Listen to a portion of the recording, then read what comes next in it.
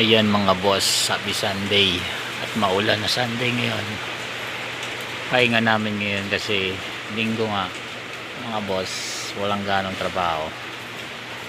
Nandito ako ngayon sa ilalim, ayan o, sa ilalim ng body ng truck at maulan.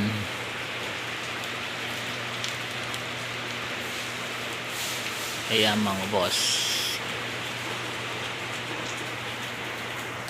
yan mga boss, nagpapasalamat ako sa mga nag-subscribe sa akin. Sana dumami pa kayo at sana mag-subscribe pa kayo para makita nyo yung mga ginagawa namin dito, kung paano magawa ng truck, maglatero ng truck at magpintura.